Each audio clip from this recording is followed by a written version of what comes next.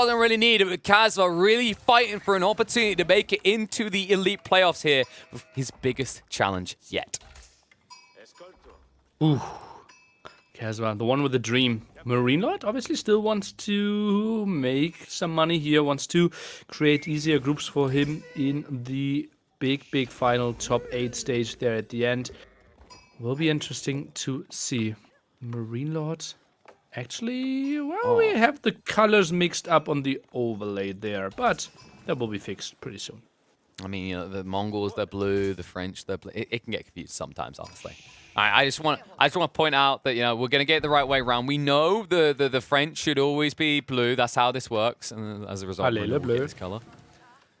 So let's talk about this opening, because one thing I did know about Kasva's base, the gold might just be close enough to not be easily raidable. However, I feel like it's still far enough away that he might need to go for an early outpost if MarineLorD does your typical French opening, which of course is knights raiding in. Yeah, let's take a look. Sometimes you also go for just a spearman tower rush option, and then the knights are coming in pretty late because you have to go for archers first. So let's see if he's forced into the tower. Also, your barracks is going to be close to it. And oh, look at all the sheep that MarineLorD is finding. Wow. It's like 15 sheep for him in total. I mean, that's a big deal. Less so for him, more so for Kasva, right? Because, like, you need those sheep. You want to delay your pasture timing, especially if you want to go to that play you're talking about, such as going into the early outpost rush, getting your racks. Like, these things cost wood that you'd otherwise need on pastures, and that's why getting a reasonable amount of sheep at the beginning of the game informs a lot of your gameplay. Looks like Kasva's just going to make the move regardless, though, and he even pulls the scouts as well, so he will at least have scouts as a mean of garrisoning these towers, and it's actually a pretty smart spin, because I don't think he would have been able to afford the racks instead. Ooh, interesting adjustment. Double production out of the town center with the scouts there, because the over was so close. Sick play. Like, not many people do this, but like I said, it makes sense, because imagine the other situation is you have to go for racks, which is 150, and then you have to pay wood on top of that because the spearman is going to cost 20 wood. So, like, overall, if your plan is, oh, I need pastures because I don't have enough sheep, this is actually an incredible high-level play to, like, switch up that quickly as Kasva has done. One shot on the mining camp is needed here. What do we see? Quick delete. Okay, stays on there first. That's a tower pretty close to that gold. Sometimes people want to go further away, but those scouts scaring those votes away. Yeah, I think he was getting enough for wheelbarrow plus the tech up. So he might just... Actually, I think he might just be shy at this rate, being able to get wheelbarrow as well. 306. Did he misclick maybe? Can we take a look at the gold? Maybe he... Well, he's got 102 gold, and yeah, he's pretty short. He he dropped off everything. Yeah, so he's just shy, which means he won't be able to rush into wheelbarrow. That's pretty frustrating the situation, because it also means that if you do move out from your initial base holdings, running away with villages is not as feasible anymore. Yeah, only players were as good in math as casters. It really helped them out. Yeah, if only they knew how to count. God, I mean, us backseat gamers, we're so good at it now. Maybe we do have to click and observe. I do also have to use my fingers sometimes, but look at this. Another outpost going up. Now, one of these villages might die, but I think you still get the outpost up if he just remains committed. And now with the scouts coming in, nobody has to die today, says Kasva. This is pretty interesting. Could have committed there if you really wanted to. Now some micro. Feels like there should be no units dying, right? I mean, but yeah, that's the important detail, though, for Kasva, is that no units died. Like, the reason he didn't commit onto the villages is we have to remember that the scout attack speed did get doubled, right? Like, the damage got halved, but the bonus damage is still the same. So scouts actually die much quicker to other scouts. Let's take a look. Villagers idle for now. MarineLorD has enough wood to instantly put down the archer range. Still no wheelbarrow. And another tower available in 50. I think... Oh, he repaired the mining camp. I think just send one villager and get those 3 gold. Yeah, you got it, right? Like, you're missing out so much. Yes, there's going to be some idle time of walking over there for one drop-off, but then think about all the save time of your villagers moving faster. I'll have to see if he makes that play. I think he's still a little bit paranoid. This is a good time, though. Look what he's doing. Kasva still hasn't teched up yet. So unless he moves over to garrison in the outpost, you can torch them. Yeah, but scouts can easily get over there. I think it shouldn't be the biggest investment, But- but well, take some HP away. Also, keep in mind MarineLorD teched up, so now he has a building to build scouts. And he has enough sheep because he yoinks so many away to sustain his economy for additional scouts. I mean, if he just weaves back and forth, Kasva might not be able to keep all of these outposts sustained. And especially when this happens. Uh-oh. Tower villagers. Yep, they have to run for the high Can't. ground. HP as well. Can't. Almost tapped down. Not quick enough. However, looks like the outpost is in range to start peppering the scouts. However, one arrow maybe not going to do it quick enough, which is why he's going to move it up north. Does complete the outpost now. We'll look to Gary up, and that's going to force the wood line away. Frustrating for MarineLorD, is going to have to invest more wood. Already puts it down, nice and cheap. Being able to get these lumber camps for just a measly 25 wood. Uh-oh. Meanwhile, apparently the Muslim down 1-0. Ooh. Could be the end of his dreams. And the opening of other If he falls in people's. this round.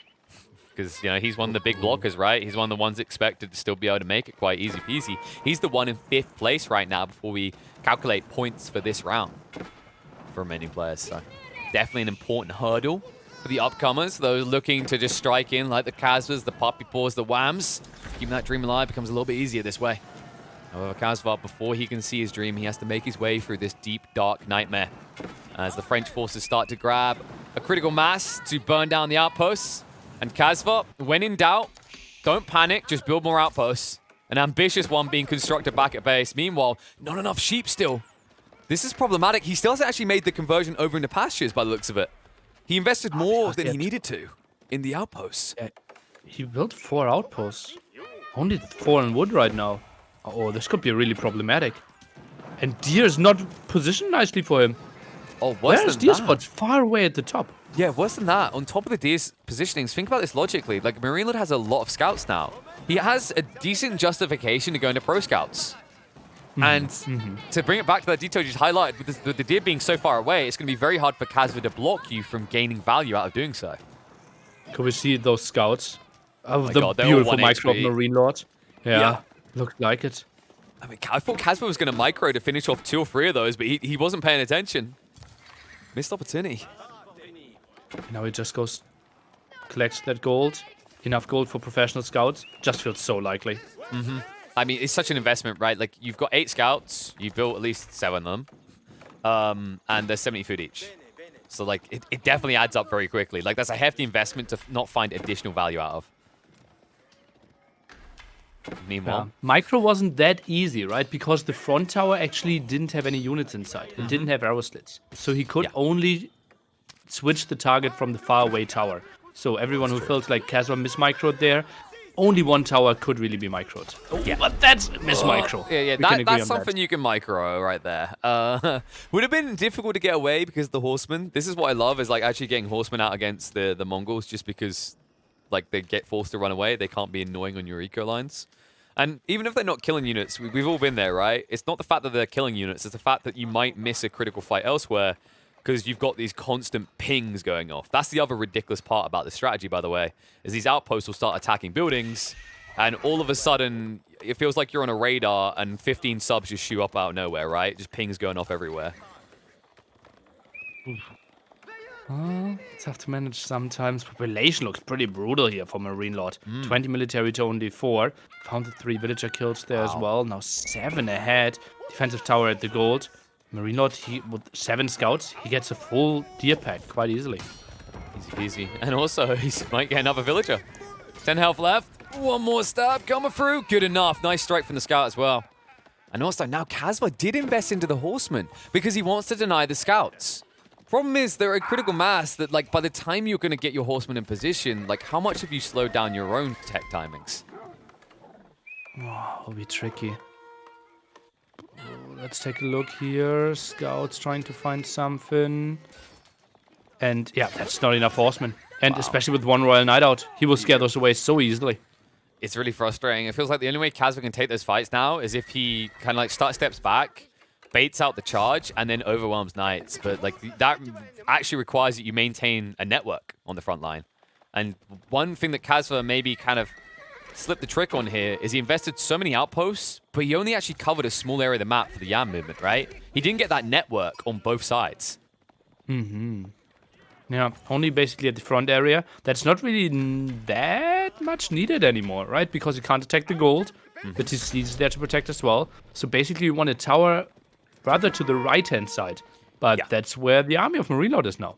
So it's frustrating because the gold is detached from the wood. So there wasn't really a good option to envelop for Kasva. Usually you want that natural flow, right? Like I block gold, I get to his wood line, then I go past the wood line. That's a lot of outposts. And you saw Kasva really was paranoid. With the double layering of outposts, he didn't feel strong enough to go for the loose formation. And even after all that, he slowed down himself with his late pastures. So overall, MarineLorD very much content with the state of this game right now. And with the Knights starting to come out, it won't be long before the map starts to shrink for Kasva, and it's his eco lines being raided. It just feels so safe for MarineLorD. And the Knights even finds kills here, and that's what he said early on. Wanted to see a tower there.